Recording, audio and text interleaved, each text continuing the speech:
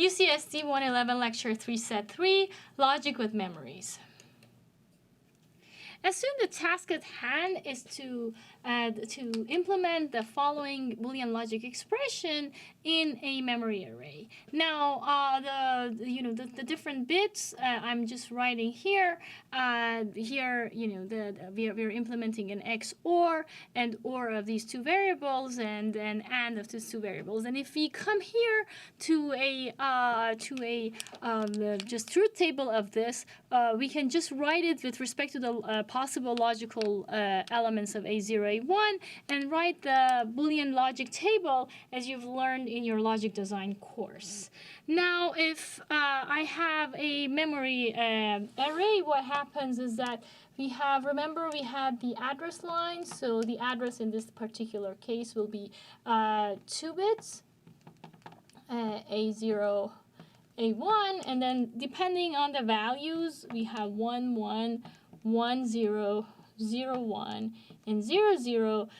We have the possible logic functions that we've computed here, and this what that means is that every time we have that, what we are going to do is we're just going to show a dot notation of this value. So here the first one, which is a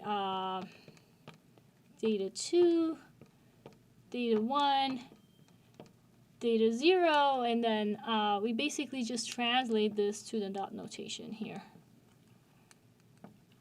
So what we did in effect here is we translated a truth table to a logic memory array, and this is how we use the memory array to implement the logic here for us. Here's another small example of the same thing. If we have x, which is a function ab, basically we have the AND of a and b, y is the OR, and z is the subtraction, which is a and not b. And if we do this logic and we look into the dot notation, we would get the truth table translated into this logic function, which we can implement using the logic array we just had. So any memory array, using the same principle, any memory array can be used for implementing logic. This is a notion which is in real life called a lookup table. Basically, we had a logical truth table, and we translated that logical truth table into the dot notation of the memory, which was really that bit line and word line that we were encoding, and this is a lookup table logic as it is typically called. There are two kinds of devices that are using this notion of a logic array.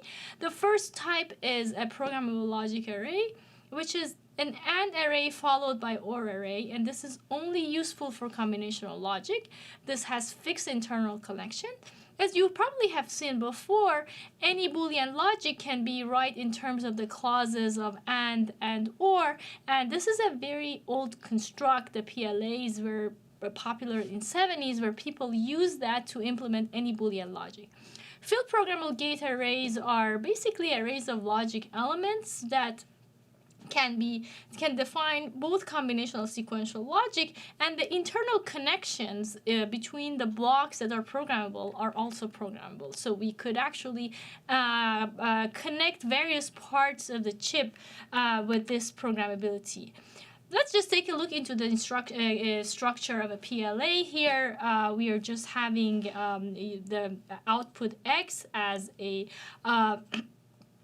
and OR clauses with AND first and OR. So we have the AND array first. We put the inputs through the AND array, and depending on whether A or A bar or B bar or C bar is selected, we are going to represent the logic on these lines, and then we are just going to follow that with an OR array. You probably have seen this in your logic design course before. The dot notation will be straightforward. Every time we are using A or A bar and B or B bar connection, we are just going to put these dot notations, and then the OR array is saying where are we connecting these. Now, let's go to the next set where we talk about how the programmable logic is getting implemented.